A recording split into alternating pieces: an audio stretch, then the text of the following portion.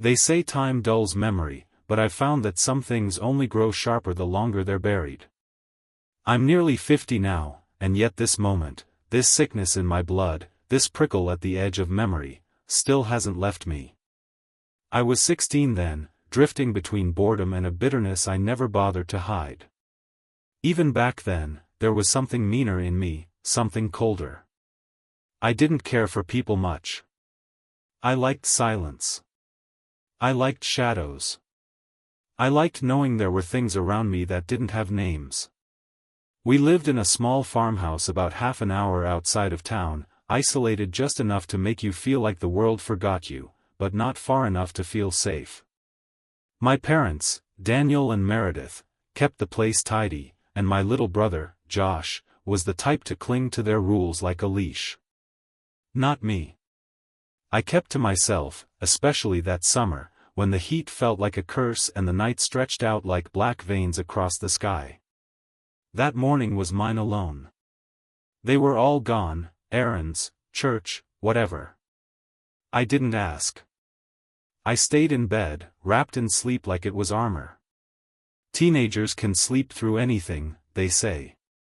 But even then, even in my fortress of sloth and dark dreams, something slipped through. It started as a dream. At least, that's what I keep telling myself. In the dream, I wasn't in some surreal dreamscape, I was right there, in our house. But something was wrong. I felt it before I saw it, a presence, or many. They weren't people, not quite. Not monsters, not aliens. Just, something almost human. Shapes that breathed like people, that moved with eyes but no faces. They pressed against the house from every angle, silent but furious, curious, persistent. They were peering in, always looking. They moved along the cracks in the walls, the spaces between curtains, trying to see me, to reach me. I wasn't afraid. Not yet. I was angry. I remember thinking, how dare they look at me? That's when I got up, or at least, I think I did. That's when the line between dream and waking blurred like ink in water. I pushed open my bedroom door and stepped into the hall, 5 short steps to the railing that overlooked the back entryway. The hallway was dim, the house still. I turned my head, slowly, deliberately, like something was waiting for me to look. And there it was. I stared down toward the basement stairs and up to the landing where the back door stood. A brown wooden door with a small, square window, something plain and forgettable under normal circumstances. But not that day. The yellow curtains my mother loved were parted, just like always. But beyond the glass, he stood there. A man. Or what pretended to be a man. He didn't move. He didn't blink. His skin was dark and smooth, sun-worn and leathery, and twin braids hung down over both of his bare shoulders. His eyes locked with mine, and I felt something inside me recoil, not in fear, but in fury. He glared at me. Not with confusion or curiosity, but with pure hatred, like he wanted to rip me open and scatter my insides across the dirt. His eyes weren't just looking, they were accusing.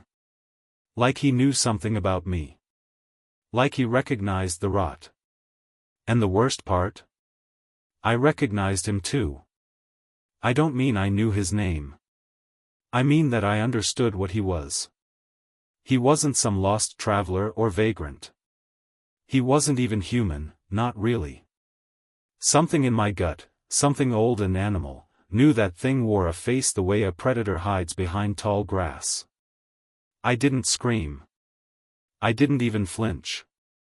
Because in that moment, I wanted to see what he would do. There was something about his presence, like the air around him was vibrating. No sound, but I could feel it. A hum, deep and steady, buried inside my skull. I kept staring at him.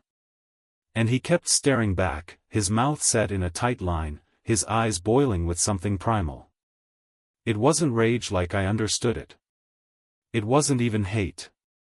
It was purpose. I don't remember moving. I don't remember breathing. But suddenly, I felt it, across the palm of my left hand. A touch. Not soft. Not cold. It was firm and smooth, like a hand sliding over mine, not grabbing but marking. That broke the trance. I gasped and jerked backward. I was back in my room, standing upright. My sheets were tangled on the floor, my skin clammy with sweat. My heart was beating too fast, but not with fear, no, it was something darker than that. I was excited. I darted to the window, looking down at the yard. No one. No footprints in the dirt. The back door was still shut, the curtains still parted, and the world was quiet again. Too quiet. But I knew something had touched me. And I knew it had been real. I looked down at my hand and rubbed my palm, but there was no mark. Nothing physical. Still, I could feel it there, like it had left an imprint deeper than skin. The way you can still feel your stomach drop hours after a bad fall, even when nothing's broken. There was something twisted in that touch. Something intelligent. It wasn't meant to comfort me. It was meant to remind me, we see you. We know what you are. For a moment, I stood still and tried to rationalize it. Maybe I had been sleepwalking. Maybe it was a night terror. But none of those explanations stuck. I wasn't scared, not the way I should have been. I wasn't calling out for my parents or grabbing a weapon. Instead, I stood there grinning like a mad dog. That's when I realized something else. He didn't hate me because I was good or innocent. He hated me because he saw the same thing I always tried to ignore. I wasn't like the others. I wasn't just some bored teenager in the middle of nowhere. There was something wrong with me too. Something missing. And whatever he was, he hated me because I reminded him of himself. I think that's why he came. He wasn't trying to get into the house. He was trying to wake me up. I didn't tell anyone about what happened, not that day, not ever. What would I even say? That some spirit or creature touched my hand while another version of me watched a demon in a braid stare me down through the back door? My parents would have chalked it up to a nightmare. My brother would have turned it into a joke. No, this was mine. And part of me wanted to keep it that way. For the next few days, I wandered the house like something had shifted just beneath the floorboards. I listened differently. I moved differently. It felt like I was being watched, not by that thing again, but by the house itself. Like it remembered too. The curtains at the back door stayed open, as always, and I checked that little square window every morning like clockwork. He never came back. But I started seeing shadows in new places. Behind the trees near the fence line. Along the side of the shed where the mower rusted under a torn tarp. Once, late at night, I thought I heard someone walking circles around the house, slow, deliberate footsteps. I didn't look. I didn't need to. Whatever had reached into my sleep that morning hadn't fully left. It had cracked something open. And now I couldn't stop thinking about that moment, the hand on mine, the eyes at the glass, the way it all felt so familiar. That was the worst part. The familiarity. You see, when I was younger, I used to get into trouble a lot. Not just kid stuff, worse. I broke things. Hurt animals. Watched people cry and didn't feel a thing. There was always this pressure inside my chest, like I was a balloon filled with cold smoke, and if I didn't let it out somehow, I'd choke. Most kids grow out of that kind of thing. They get help. They soften. I didn't. I just learned how to hide it better. And now I was 16, and that cold smoke was back, swirling, stronger than ever. That thing, whatever it was, had seen me. And for the first time, someone didn't flinch away in fear or disgust. It looked like it wanted me to come with it. So I started testing it. At night, I left my window cracked, even when it was cold. I left small things outside the door, a bird's skull, an old pocketknife, once even a streak of blood from a nick on my own hand. Just to see if it would respond. And one morning, I swear the knife had been moved. Just slightly. As if someone had picked it up, looked at it, then placed it back in almost the same spot. Almost. After that, it became a ritual. Every night, I left something at the back door. Bits of myself, little offerings. Not just objects, things with meaning. A page torn from my old journal. A half-burned photo of my brother and me. A clump of hair I'd shaved from the back of my own head. And in the morning, without fail, something would be different. Once, the yellow curtains were fluttering, though there wasn't the slightest breeze. Another time, the back door was unlocked, even though I never touched the bolt. But the most disturbing moment was subtle, so subtle it chilled me deeper than all the others. One morning, as I walked past the kitchen on my way to check the door, I glanced at the family photo on the fridge. My father's face was scratched out. Not torn or vandalized, scratched, with long, thin lines, like fingernails had been dragged over it again and again until nothing was left of his eyes or smile. I waited all day to see if anyone would notice. They didn't. It was like the change existed only for me. Or maybe, only I existed in that moment.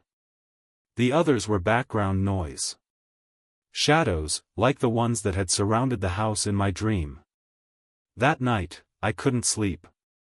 I lay on my bed, staring up at the ceiling, fingers twitching. I needed, another sign. I whispered into the dark. Not a prayer. A challenge. Come back, I said. I'm ready this time. And I meant it. I didn't want comfort or clarity. I wanted truth. I wanted something ancient to look at me and not turn away. Something cruel and eternal, something that understood what lived in me. When I finally drifted off, the dreams were different. I was back in the hallway, standing by the railing, but this time the door was gone. Just an open frame, with nothing beyond it but endless dark, pure, pulsing blackness. I stepped toward it without hesitation. I could feel heat radiating from the other side, but not like fire. It was the heat of rot, of the inside of a closed box that had been sealed too long.